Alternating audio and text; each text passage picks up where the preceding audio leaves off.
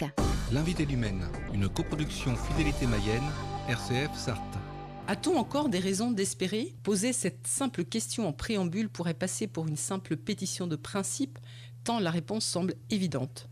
Des raisons d'espérer ? Pas franchement. Nous baignons dans le désespoir. Bon, ça c'est dit. Ces quelques lignes introduisent l'ouvrage coécrit par Don Paul Préau, modérateur de la communauté Saint-Martin, et Tiphaine Néron-Bancel, philosophe. Bonjour à tous les deux. Bonjour. Bonjour Isabelle. Votre livre, intitulé La folle espérance, vient tout juste de paraître aux éditions du Cerf. Qu'est-ce qui a motivé ce livre et cette collaboration ? Alors tout d'abord, on m'a demandé de faire une conférence pour les recteurs de sanctuaires en France, qui s'est faite dans le cadre du sanctuaire de Montligeon. Et là, il y avait 2 dominicains qui m'ont demandé, via les éditions du Cerf, de pouvoir écrire un livre dans le cadre du jubilé Pèlerin d'Espérance. J'ai fait appel du coup à Tiphaine pour 2 raisons. D'abord parce que Tiphaine connaît bien la littérature française, et je trouve que ça a un intérêt aussi de ne pas écrire simplement un traité un peu théologique et parfois un petit peu abstrait, mais quelque chose de plus incarné. Et puis la deuxième raison, c'est que l'éditeur m'a demandé qu'il faut que ce soit accessible. Et je trouve que c'est plus facile, quand on est dans un dialogue avec une personne, de nous rendre plus accessible, parce qu'elle écoutait et je l'écoutais, on s'écoutait mutuellement avant de pouvoir écrire le livre. L'intérêt d'écrire à 2, effectivement, c'était de pouvoir apporter cet autre regard, mes connaissances humaines, j'allais dire, que je puise dans la littérature, parce que la littérature représente une formidable caisse de résonance à toutes nos préoccupations, à tout ce que l'on vit. Et donc c'était une façon d'aborder le thème de l'espérance sous un angle peut-être plus terre à terre et plus humain. Ouais. Voilà. Et c'est bien ce dialogue, effectivement, entre vous deux rend ce livre complètement accessible. C'est découpé par chapitres thématiques. À la fois, c'est très accessible et à la fois, ça peut permettre d'être infusé tranquillement aussi. Oui. C'est la raison pour laquelle on n'a pas écrit chacun un chapitre. On a écrit à 2. C'est vraiment... Vous ne pouvez pas savoir qui a écrit quoi, parce qu'on l'a écrit à 2. J'ai cherché. Et le fait que ça soit émaillé de textes, de philosophes, d'auteurs, oui, comme vous disiez, donc Paul, ça l'incarne. Donc je ne rajoute plus rien parce que on va en venir au vif du sujet. On ne va pas récapituler toutes les raisons que l'on a de voir nos espoirs éteints, mais on va peut-être préciser la distinction à faire entre l'espoir et l'espérance. Ça, c'est une des richesses du vocabulaire français qu'on n'a pas dans les autres langues européennes, c'est que vous avez 2 mots en français pour dire à la fois les espoirs, l'espoir avec un petit e, et puis l'espérance, qui est vraiment un don de Dieu, une vertu théologale, l'espérance avec un grand E, et qui sont proches en fait comme réalité, mais qui d'un point de vue théologique et d'un point de vue spirituel, et même simplement en lisant l'écriture, n'ont pas les mêmes contenus. La vertu d'espérance, c'est la vertu du désir, par laquelle on désire, comme notre propre bonheur, la réalité du ciel, la vie éternelle. Et c'est ça qui est un petit peu parfois compliqué, parce qu'effectivement, des désirs, on en a plein. Oui. Mais en fait, il faut arriver à discerner ce qui va nous rapprocher du ciel, peut-être, c'est ça ? Oui, tout à fait. On est tous animés de grands désirs. On a même parfois du mal à savoir vraiment ce que l'on désire. Justement, la vertu d'espérance, elle vient purifier nos désirs, elle vient les raviver pour les tourner, pour leur faire changer d'horizon. Souvent, on a des désirs qui sont bornés par l'horizon terrestre, et l'espérance, justement, vient élargir ce désir et le tourner vers le ciel. Vous disiez, Don Paul, que l'espérance est une vertu théologale, ça on sait. Ça veut dire que l'espérance, c'est aussi le devoir du chrétien, être rempli d'espérance. C'est d'abord un don. Avant d'être un devoir, c'est d'abord un don qu'on reçoit par la révélation, mais aussi par la grâce du Seigneur. C'est entrer dans les vues de Dieu, c'est voir comme Dieu voit, et pas simplement à travers l'horizon terrestre, comme le disait Tiphaine. Et c'est aussi non seulement entrer dans les vues de Dieu, mais c'est attendre de Dieu lui-même. Parce que dans l'espérance, on n'attend rien de moins que d'être avec Dieu et de vivre de la vie de Dieu. Donc c'est en cela qu'elle est une vertu. Après, ça devient quelque chose que l'on doit mettre en place dans notre vie, que l'on doit protéger, un peu comme une petite flamme.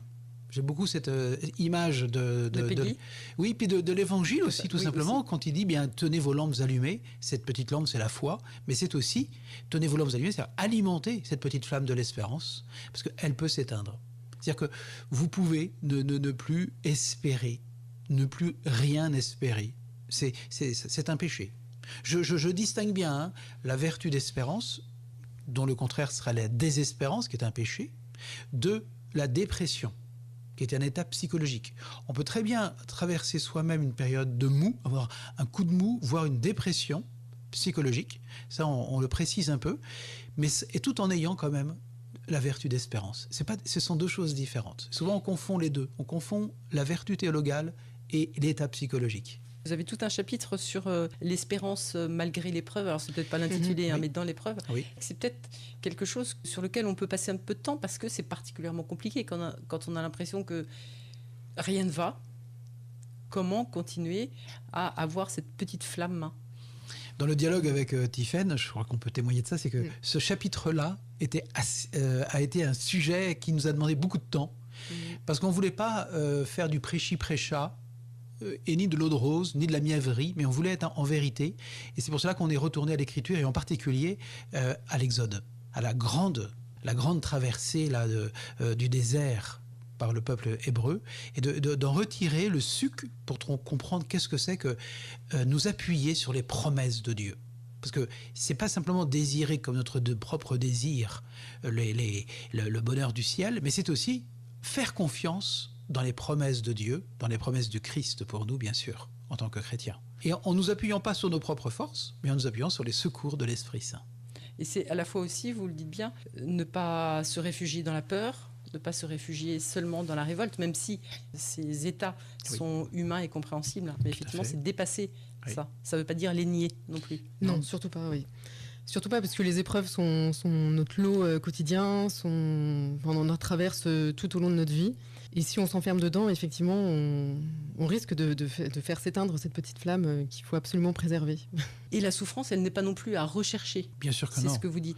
Non, là, ça serait du masochisme. Hein. L'Église n'est ni masochiste, ni sadique. C'est-à-dire qu'on n'exalte pas la souffrance pour elle-même. Mais le grand mystère pour nous, les chrétiens, c'est que Dieu, dans son Fils Jésus, a voulu connaître la souffrance, l'a traversée. Il n'a pas fait semblant, hein, il l'a vraiment vécu dans son humanité, mais pour la transfigurer. Donc toute souffrance humaine, de quelque nature qu'elle soit, peut devenir le lieu d'une rencontre et le lieu d'une émergence de l'amour en particulier. Et puis c'est ce que l'on dit dans le livre aussi, c'est à quel amour plus grand je suis appelée à donner à travers cette épreuve.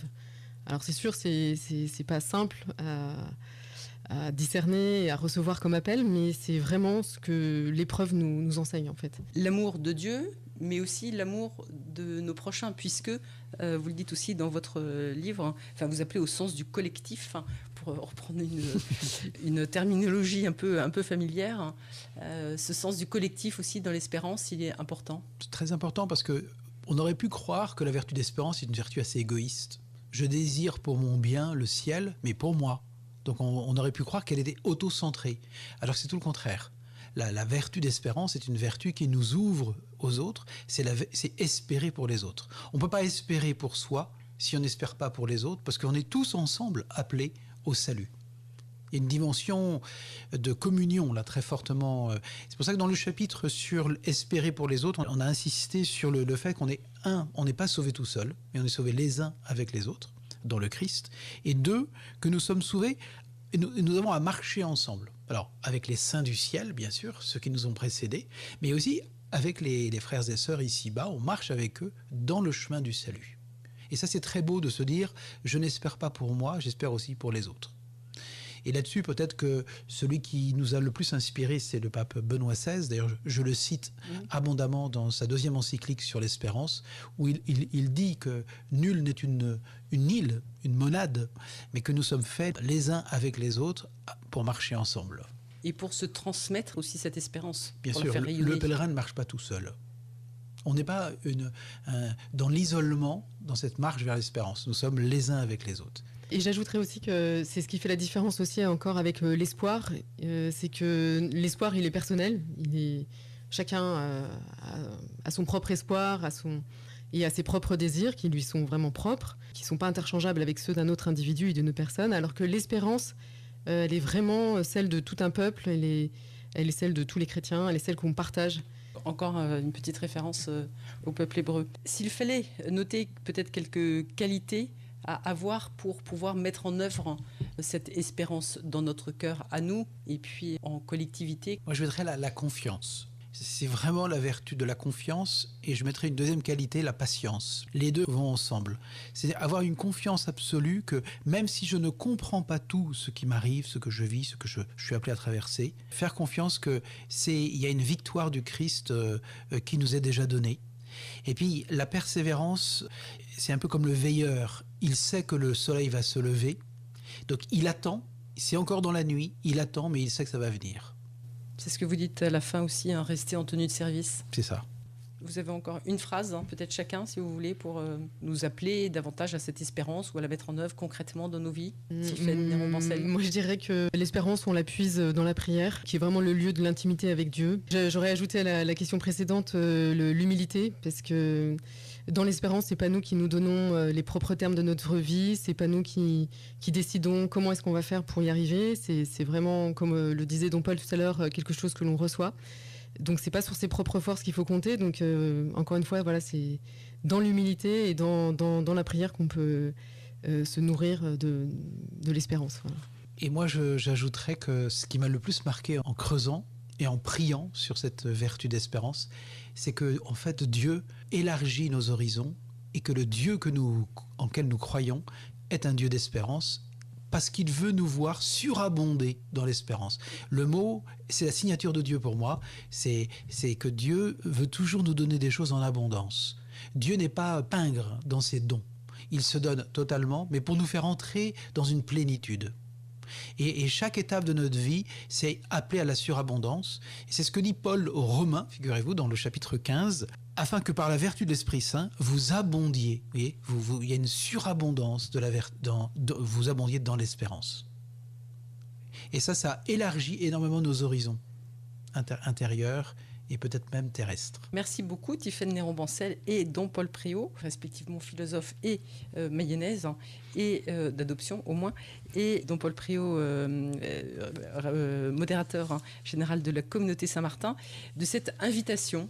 Merci, à Isabelle. Cultiver cette folle espérance. C'est le titre de votre ouvrage paru en février aux éditions du Cerf. Donc à cultiver cette espérance, et avec presque des petits moyens pratiques, je répète, c'est très accessible, et à la fin de chaque chapitre, qui est très, très bien découpé, il y a des petites questions, des petits tips, et des petites questions. Que l'on peut reprendre à son propre compte. Voilà, c'est ça, pour approfondir la réflexion. Alors merci beaucoup à tous les deux. Merci Isabelle.